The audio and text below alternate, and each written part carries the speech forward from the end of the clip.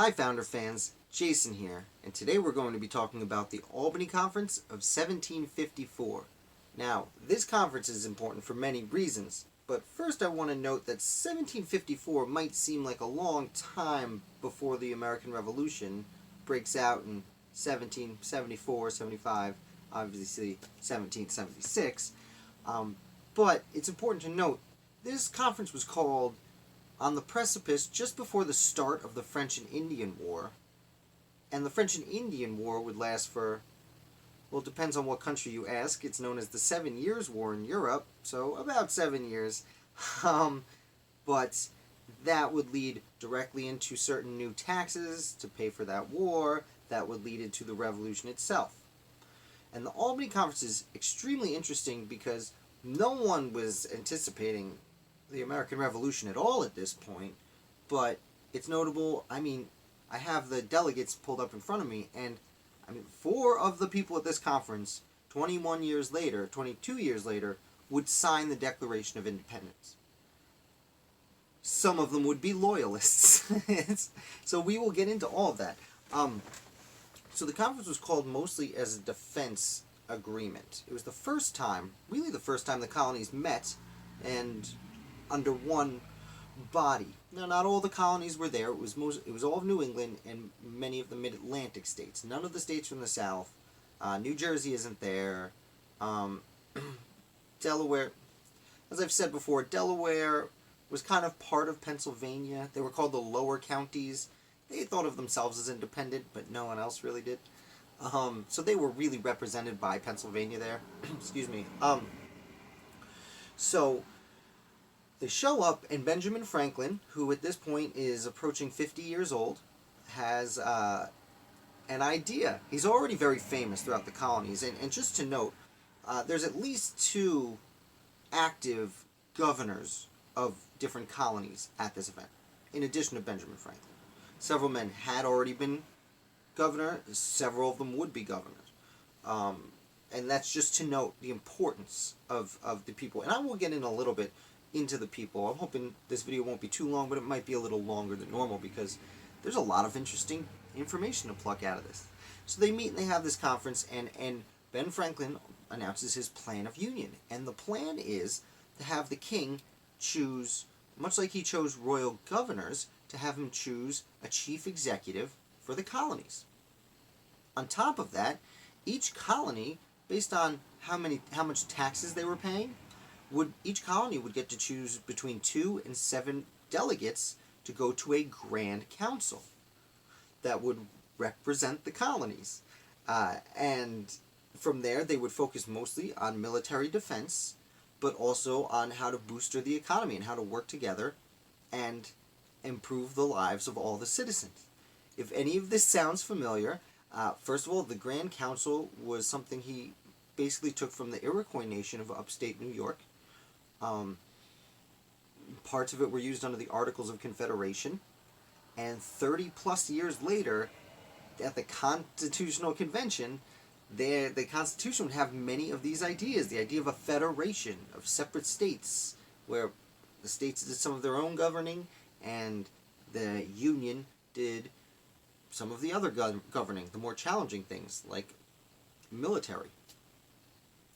Also, Ben Franklin would, years later, they would not pass this, obviously. We don't live under this now. Ben Franklin said years later that if the Albany plan was put into motion, that there eventually probably would have been a separation from England, but it would not have happened when it happened, because the colonists would have felt represented, at least to some degree, and had a say in military matters. Not only for their defense, but what to do with this standing army. So they talk about it and they send it out. It goes to the colonies. None of the colonies want it. They all vote it down. Britain doesn't like it either. It's interesting, though, because the colonies wanted to keep power for themselves, which, again, 30 years later, during the ratification of the Constitution, then it was the Anti-Federalists had pretty much the same argument. So that's that for the conference, but I did want to talk a little bit about some of the people there. Like I said, four people would sign the Declaration of Independence. Benjamin Franklin, obviously. Oliver Wolcott, who after independence would later be a patriotic governor of Connecticut. You have Philip Livingston, who didn't live much longer after he signed the Declaration of Independence, but the Livingston family is a name you probably recognize because his siblings and cousins and nephews were a humongous part of the foundation of not just New York, but also New Jersey and the country as a whole.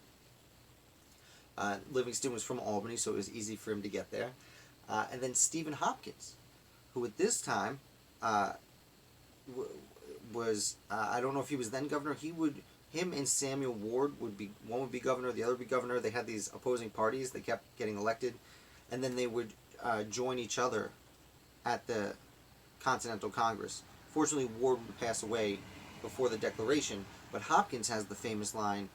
He had what was probably Parkinson's. He could not keep his hand steady. He has a famously shaky signature on the Declaration, and he has the famous line, "My heart trembles, my hand trembles, but my heart does not." You know, like, this is my body, this is how it works, but I believe in the cause. I am not afraid. That was 22 years later.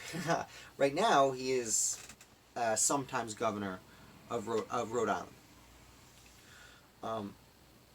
But interestingly, you also have there Thomas Hutchinson, who would go on. He would have a lot of arguments with the Otis family as well as the Adams family, and he would become governor of Massachusetts. He would be royal governor 15 or so, 17 years later, just after the Boston Massacre, but he would be governor for the Boston Tea Party.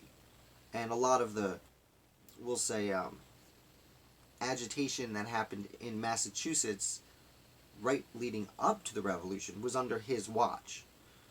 So he wouldn't be on our side, but it was his mistakes that would work out. You know, you also have from New Hampshire, and I can't pronounce this name. It's Meshechech. I believe it's Meshech Weir. Meshech Weir, who, after the Declaration of Independence was signed and New Hampshire wrote a constitution, he would simultaneously be the state's first governor and first Chief Justice of the Supreme Court. And he would hold both these positions for 9 years, I believe until his death, from 1776 until 1785.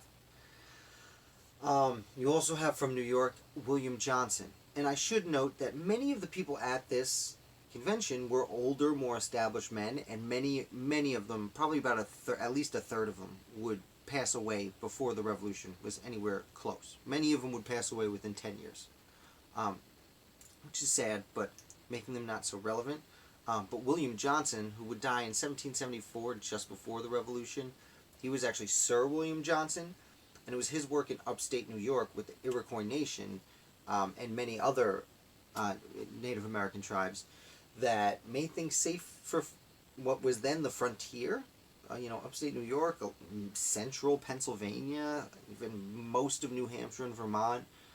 These were all considered, in the Northeast at least, the frontier. And William Johnson was basically an ambassador and a diplomat between the colonists and the Native Americans. He was a humongously important figure, especially in the Mohawk Valley, where I have recently gone to several conventions. Not to digress. You also have John Penn there, who I talked about recently, who was a young man who would go back to England, but he was a proprietor of Pennsylvania. He would later be a royal governor. You have, I think it was it Isaac Norris? Let me just check my notes. Yeah, you have Isaac Norris, who was an important scholar in Pennsylvania, whose daughter Mary would end up marrying John Dickinson. Dickinson, of course, 9 years after this, would go to the Stamp Act Congress, sign. He would not sign the Declaration. That's a famous story. Click the link. I'll leave a link somewhere. Yeah.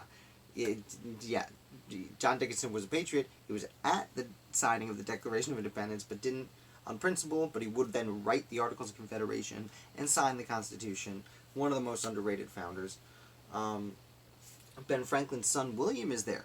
William would end up being the royal governor of New Jersey and disagree about the revolution with his father, and would end up leaving the country. He would be arrested for a while, and then he would leave the country, and him and his father weren't on good terms after that. So that's just a brief overview of some of the big figures. So this, again, I just wanted to reiterate that, like, the idea of this plan was unanimously agreed on by some of the biggest figures in the northern part of the colonies, and yet it still wasn't passed, which is unfortunate. Well, at least for Great Britain, unfortunate. For us today, living in America, maybe not so unfortunate. But there's one more thing that we have to talk about. Now, I'm not great at editing these videos, but I'm going to put a picture right about here that you will recognize. And it is the join or die snake. And we like to look at this snake and think, oh yeah, a lot of us can say Ben Franklin made that, but we always associate it with the American Revolution. The truth is, Franklin published that in support of the Albany Plan in 1754, because you were supposed to join or die, because the French and the Native Americans could attack at any time, and we need to work together. Also, it had the, we're boosting the economy, and that way we won't starve to death, but really it was warfare. And what's very interesting about the snake is there's not 13 parts. First of all, they lump all the New England colonies together for New England, which is easy, and you gotta make the picture. If you want to sell it, can't cut the snake up that much. And you also notice Delaware is not there because, again, everyone but Delaware considered them part of Pennsylvania. Yeah, they had their own government and their own governor, but sorry, Delaware. I like Delaware, and they would have a lot of great patriots, especially Caesar Rodney. But on top of that, you don't see, there's something missing at the bottom. It's called Georgia, and it is not there. And the reason for this is Georgia was only established in the 1730s, 1732 or 34, something like that. So Georgia was only 20 years old at this point, and pretty sparsely populated. It's one of the reasons they didn't really have anyone at the First Continental Congress 20 years later.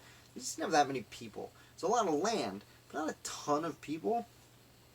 Of course, they would eventually come on board and be one of the earliest states to ratify the Constitution when that happened. But there was just not a whole lot for Georgia to do.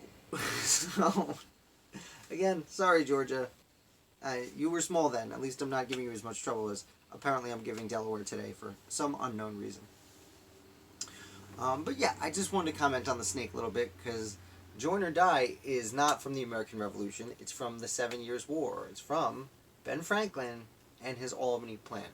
So I hope I've shed a little bit of perspective on what the Albany Plan was meant to do, and why the Albany Conference was called, and just how important it was, considering the humongous figures, these gigantic names in American colonial history that were there. So I'm going to call it on that. I hope you have a great afternoon, and it's Friday, so I'm done for the weekend. I will see you on Monday. Have a good one.